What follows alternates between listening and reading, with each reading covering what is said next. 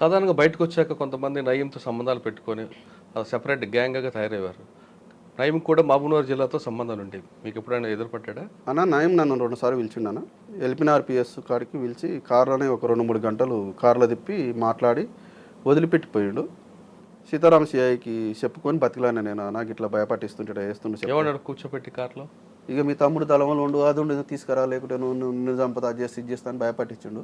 అన్న తమ్ముడు దళంలో ఉంటే నాకేం సంబంధం, నేను సరెండర్ అయ్యి సాధారణ జీవితం గడుపుతున్నాను, తమ్ముడితో నాకేం సంబంధం, పార్టీతో నాకేం సంబంధం అని నేను అన్న. సరే నీ మీద మంచి రైపా ఉంది, మంచి పేరు ఉంది సీతారాం సిఐ చెప్పిండు. సరే వదిలిపెట్టిపోతున్నానని వదిలిపెట్టిపోయాడు. ఇక సీతారాం సిఐ చెప్పినాక నా జోలికి రాలేదు. ఆయనకి చెప్పారా మీరు? చెప్పింది. ఏమన్నారు ఆయన? ఈ సీతారాం సిఐకి ఫోన్ చేసి తెలుసుకున్నాడు అంజయ్ అంటే ఏంది ఎట్టుంటాడంటే ఆయన ఒక్కడే నాకు మంచిగా ఉంటాడు, సరే వదిలిపెట్టి పాటలు ఏం చేయకని చెప్పి ఇంకేం మాట్లాడుకున్నారు ఫోన్లలో నాకు తెలియదు సార్ వాళ్ళు. ఇక వదిలిపెట్టిపోయాడు. తర్వాత ఇప్పుడు మీకు జోలికి రాలేదు? తర్వాత మన జోలికి రాలేదు. ఇలా మీరు పటేల్ సుధాకర్ రెడ్డి, సాంబశివుడు వాళ్ళతో మీ సాన్నిధ్యం ఉంది, వాళ్ళ దగ్గర నుంచి చూశారు, వాళ్ళ భావజాలం మేమే చాలా తీవ్రంగా ఉంది. అటువంటి వ్యక్తులు ఎన్కౌంటర్ అయ్యారని తెలిసిన తర్వాత మీకు అనిపించింది? అసలు ఉద్యమ ప్రాంతంలో నాకు తెలిసిన వాళ్ళు ఒక 200 మంది ఎన్కౌంటర్ కావచ్చు. నాకు తెలిసిన వాళ్ళు నాతో కలిసిమెలిసి పనిచేసిన వాళ్ళు. అయితే అప్పుడు ఎట్లున్నదన్న అంటే వాళ్ళతో కలిపారు వీళ్ళని, లేదా వీళ్ళతో ఎక్కువ మీకు అటాచ్మెంట్ ఉంది కదా?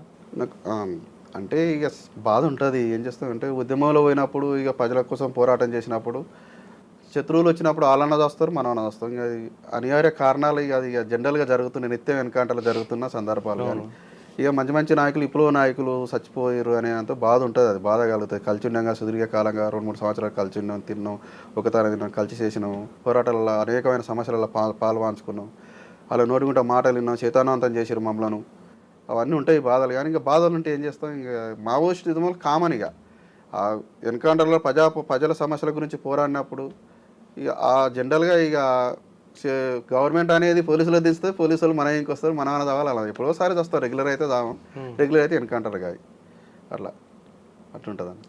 అయితే మరి కొంతమంది సరెండర్ అయిన తర్వాత రియల్ ఎస్టేట్ చేసుకుంటూ సెటిల్మెంట్ చేసుకుంటూ ఉంటారు, కానీ మీరు మామూలు సాధారణ జీవితం ఎందుకున్నారు? అంటే పోలీసులు బెదిరింపులు ఉన్నాయనా, లేదు మంచి జీవితం గడుపుదాం, ప్రశాంతంగా జీవితంలో వెళ్దామని అనుకున్నారు? అన్న మావోయిస్ట్ ఉద్యమం నాకు నేర్పింది మంచి మంచి శుద్ధులు నేర్పింది. మంచి నాకు చదువు రాకున్నా కానీ మంచి మంచి సిద్ధాంతంతో మంచి పార్టీలకి వెళ్ళి చదువుకున్నారట? పార్టీలనే తెలుస్తుంది. వాళ్ళు నేర్పిన సిద్ధాంతాలతో నేను బయట అవలంబిస్తున్నాను. అలాంటి భయపట్టించడం కానీ అది కానీ ఇది కానీ ఉంటే సాధారణ జీవితం గడుపుతాం, మంచిగా బిజినెస్ చేసుకొని బతాం. ఇప్పుడు ప్రశాంతంగా జీవితం గడుపుతున్నాం, మంచిగా బతుకుతున్నాం. ఊళ్ళో కూడా ఉంటలేము మనం. వెల్దండ మండలం 19 కిలోమీటర్ దూరం వచ్చి వెల్దండ మండలం హెడ్ క్వార్టర్స్లో ఇల్లు కట్టుకొని ప్రశాంతంగా ఉంటున్నాం. పిల్లలు కూడా మంచి హైదరాబాద్లో మంచి చదువులు చదువుతారు ప్రశాంతంగా. పోలీసులు వస్తుంటారా మీ ఇంటికి? పోలీసులు అంటే రెగ్యులర్గా మనం మాజీ నక్సలేయడం అంటే కొంచెం ఆకర్షణ ఉంటుంది పోలీసులకు. ఎస్ఐల కానుంచి కానిస్టేబుల్ కానుంచి అందరూ మంచిగా మర్యాదగా ఉంటారు. మన నమాజ్ పెడితే వాళ్ళు నమాజ్ పెడతారు. ఎవరైనా బాధలు ఉన్నాయో చెప్పుకుంటాం, వాళ్ళు మనకు బాధలు ఉన్నాయో చెప్పుకుంటారు, కలిసి తిరుగుతుంటాం, మంచిగానే ఉంటారు. పోలీస్ డిపార్ట్మెంట్తో వేధింపులు లేవు? వేధింపులు లేవు. సీతారాం సిఐ మా ఏరియాకి ఎప్పుడైతే వచ్చిండో కలకత్తి సిఐగా ఆ డేట్ తెలియదు, కానీ సీతారాం సిఐ కిషన్ సార్ ఇప్పుడు డిఎస్పీ. అవును, ఇప్పుడు సీతారాం సిఐ కూడా ఇప్పుడు ఎస్పీ అయినంట, తెలియదు ఎక్కడ ఉండవు, జనగామలు ఉన్నారు. వీళ్ళిద్దరు వచ్చినాక మాకు బాధలు అనేది పోయినాయి. కలకుర్తి ఏరియాలో మొత్తం పూర్తిగా బాధలు, మాజీ నక్సలేటకు ఉన్న బాధలన్నీ తొలగిపోయినాయి. పోలీసులు హింసించడం అనేది లేదు. ఓకే, వీళ్ళు ఇద్దరు వచ్చినాక సాధారణ జీవితం ఏమున్నా ఏం కావాలన్నా మా కాడికి రాండి, గవర్నమెంట్తో మేము కొట్లాడి ఏదైనా మీకు చేపిస్తాం అనే దాంతో నమ్మకం అనేది మాకు కల్పించారు. ఓకే సార్, ఫైనల్గా చెప్పండి అన్న, ఇటీవల టెక్ మధు గారు చేస్తున్న ఈ కార్యక్రమం మొత్తం మాజీలందరినీ ఒక గ్రూప్గా తీసుకొచ్చి ఎవరైతే ఆత్మహత్యలు చేసుకుంటున్నారో వాళ్ళని ఆర్థికంగా ఆదుకోవడానికి కానీ, లేదా మీలాంటి వాళ్ళందరికీ ఇంకా మీ కాళ్ళ మీద నిలబడడానికి చేస్తున్న ఈ కార్యక్రమం వల్ల మీకు వచ్చే బెనిఫిట్ ఎలాగుంటుంది అనుకుంటారు? ఈ కార్యక్రమం మంచి జరుగుతుంది అనుకుంటారా, చెడు జరుగుతుంది అనుకుంటారా? కొంతమంది మాత్రం ఈ కార్యక్రమం మాజీలందరికీ తీసుకొచ్చి ఏదో కొత్త రకంగా దందా చేయబడుతున్నారు అనే విమర్శలు చేసే వరకు ఇచ్చే సమాధానం ఏంటి? ఒకటి ఏందన్నా అంటే కాంగ్రెస్ గవర్నమెంట్ టీడీపీ గవర్నమెంట్ ఉన్నప్పుడు ఏ కొత్త సీఐ వచ్చినా కొత్త ఎస్ఐ వచ్చినా ముందు మాజీలను ఏ గ్రామాలు ఉన్నారో మాజీలను పిలిచి మీటింగ్ చేసేవాళ్ళు. మీకు గవర్నమెంట్ నుంచి రివార్డు వచ్చిందా, మీకు ఏమైనా ట్రాక్టర్లు వచ్చినాయా, మీకు ఏమైనా ప్లాట్లు వచ్చినాయా, ఏమైనా ల్యాండ్ వచ్చినాయా, రాకుంటే చెప్పండి మీ ఎస్పీకి రిపోర్ట్ చేస్తాం, రాండి మీ ఎస్పీతో మాట్లాడతాం అనే దాంతో తీసుకుపోయి ఎస్పీతో మాట్లాడిపించేది మమ్మల్ని. టీఆర్ఎస్ గవర్నమెంట్ వచ్చినాక 10 సంవత్సరాలు మాజీలను పట్టించుకునే సందర్భాలు లేవి.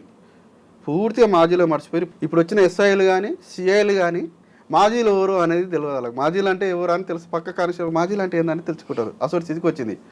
అందులో భాగంగానే మేమైంది ఇప్పుడు మదన్ అనేది మాకు లింకులోకి వచ్చిండు. ఏక్ నయా భరోసా అనే దాంతో ఒకటి కల్పించిండు. అన్ని జిల్లాలకు పాకిపోతుంది. ఇప్పుడు అనుకున్నట్టు కూడా కాంగ్రెస్ గవర్నమెంట్ వచ్చింది. గతంలో కూడా మనకు అనేకమైన సహకరించింది కాంగ్రెస్ గవర్నమెంట్. ఇళ్ళు కానీ, ప్లాట్లు కానీ, ఈ రివార్డ్స్ కానీ, ఆటోలు, ట్రాక్టర్లు ఇచ్చింది. ఇప్పుడు కూడా అదే ఈ ఏక్ నయా భరోసా అనేది మదన్న మంచిగా చేస్తుంది. మంచి కార్యక్రమం అది. గవర్నమెంట్ మాకు సహకరిస్తే మంచిగా ముందుకు పోతాం. అన్ని జిల్లాల నక్సలైటకు అనేది ఒక భరోసా, మాజీ నక్సలైటకు